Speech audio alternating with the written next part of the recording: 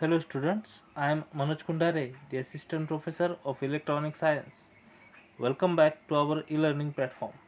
In previous video, we have seen 3-bit synchronous up counter. The link of the previous video is available in the description box.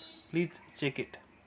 Now, if we see this diagram of 3-bit synchronous up counter, then we can realize that the JA and KA is connected with logic 1. That means at each clock pulse, the flip-flop A toggles continuously. Okay, and the output of flip-flop A, that means QA, is connected with JB and KB.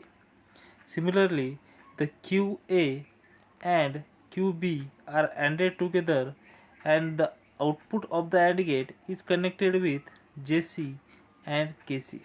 That means this output or flip-flop C toggles only when QA is equal to 1. Similarly, QB is equal to 1. If we see the operation of the counter, then we can see that initially all the flip-flops are in reset condition. That means they have the value 0, 0 and 0. When the first falling edge of the clock occurs, then what happens? The flip-flop A toggles and it becomes 0 from 1. Okay, that means we get the first condition 0 0 1. In this case, flip-flop B does not toggles because during arrival of first clock pulse, the JB and KB has the value 0. Okay.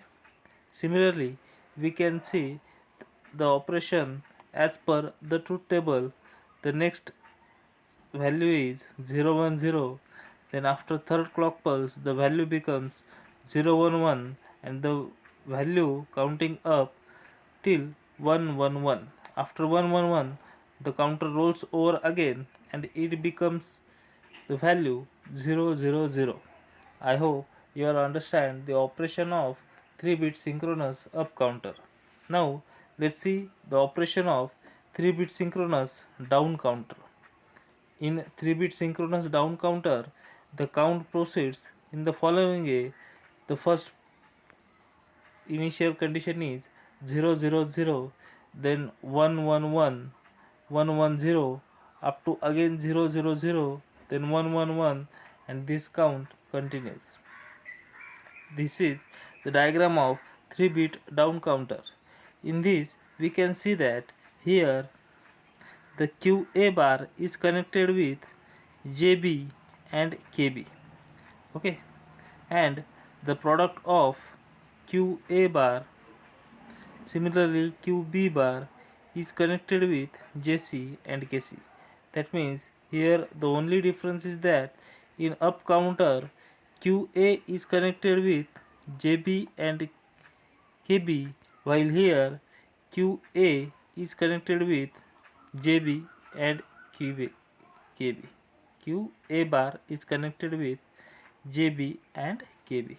I hope you all understand the basic difference. Let's see once again. Here QA is connected with JB and KB in up counter, while QA bar is connected with JB and KB in down counters. Okay, let's see operation. Observing carefully, we find that outputs are taken A, B, C. Outputs are taken A, B, C. But input to the flip-flops are from A bar, B bar and C bar. A bar, B bar, C bar are the inputs of the flip-flop. Let the outputs A, B, C equal to 0 initially. That means initially all the flip-flops are in a reset condition like this. Okay, so A bar, B bar and C bar becomes 1. Reset condition means 0 1 0 1 0. I hope you all remember these things. Before clock pulse comes to the inputs seen by the various flip-flops are JA KA is equal to 1.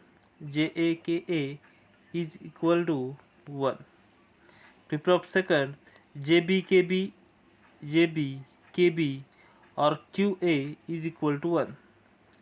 JBKB QA is equal to 1. Similarly, JCKCQA bar, that means JCKC is the product of QA bar and QB bar is 1, hence this having value 1. Okay, so when the falling edge of the clock comes A1 toggles, similarly B toggles and C toggles, that means after first falling edge of the clock all the values becomes 1 1 1. I hope you all understand the operation here. Now let's see once again. Okay, initially all the flip-flops are in reset condition, that means flip-flops has the value 0 1 0 1 and 0 1. Okay, that means JAKA has the value 1. Similarly, A bar has the value 1, hence J bar JBKB also has the value 1. Here it has the value 1, also QB bar has the value 1, hence the output of the AND gate is the 1, hence JCKC is also equal to 1. That means when the first falling edge of the clock occurs, then flip-flop first toggles and its value becomes 1. Similarly, flip-flop B toggles because JBKB is connected to 1, hence its value become 1.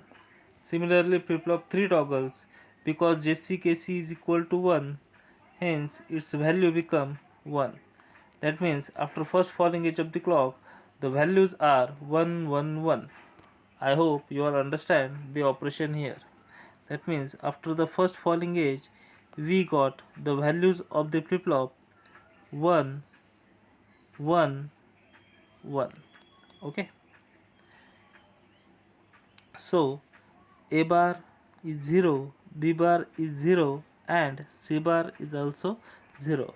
The new inputs seen by the different flip-flops are JAKA is equal to 1, JBKB equal to QA bar is equal to 0. Okay, flip-flop 3 JCKC is equal to QA bar into QB, that means it has also value 0. That means when the second clock pulse comes, then only flip-flop A toggles because it has the value 1. Flip-flop B has the previous state and flip-flop C has the previous states because JBKB has the value 0 and JCKC has the value 0. That means after the second clock pulse, the value becomes flip-flop 1 toggles, hence it becomes 0. But these are remaining same, hence after the second falling edge, the values are 1 1 0. I hope you all understand the concept here. So now we get the state 1 1 0. That means 1 1 0. That means QC bar is 0. Similarly, QB bar is 0 and QA bar is 1. Now, after the clock pulse has passed, next input seen by the each flip-flop is flip-flop JAKA is equal to 1. Okay, JBKB equal to QA bar is equal to 1.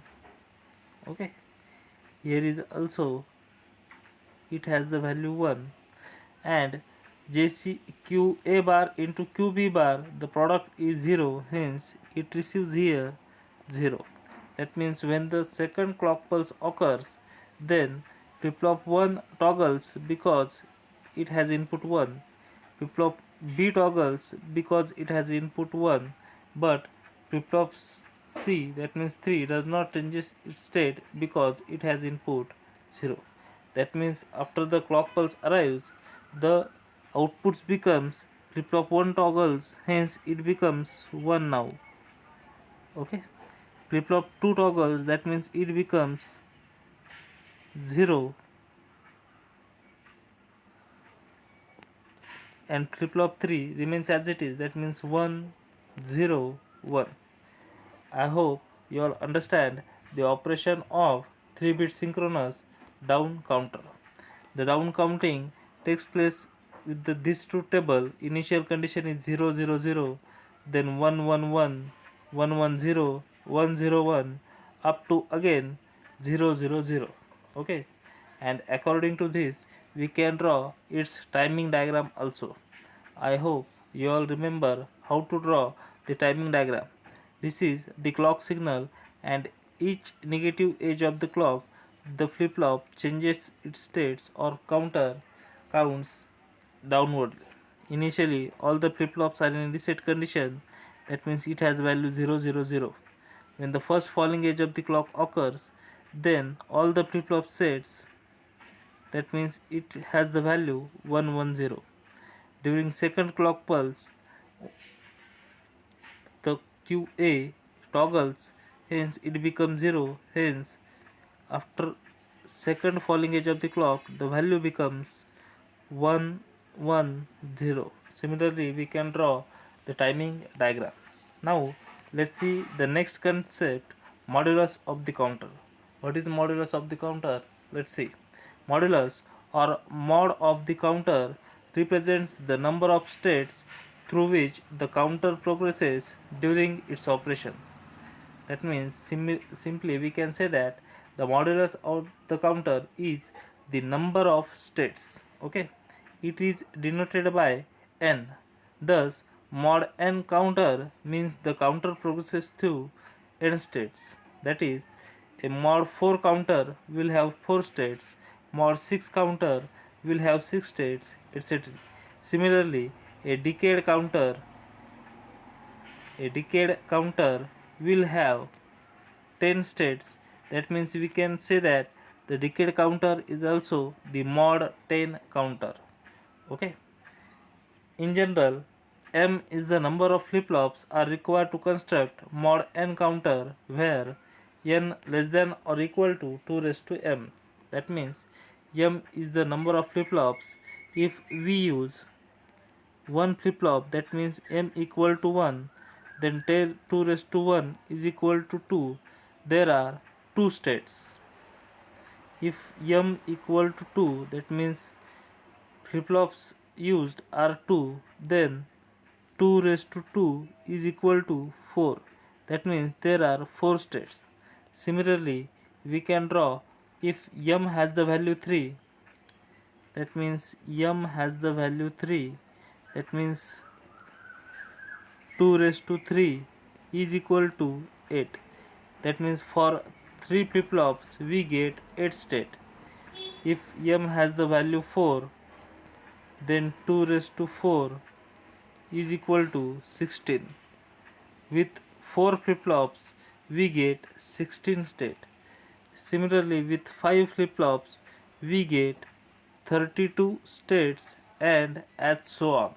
I hope you all understand how to calculate the flip-flops and its associated number of flip-flops. Let's see one example here. How many flip-flops are required to construct each of the following counters: mod 9, mod 16 and mod 35. The first one is mod 9. Okay, if we use 3 flip-flops, then we get 2 raised to 3 is equal to 8.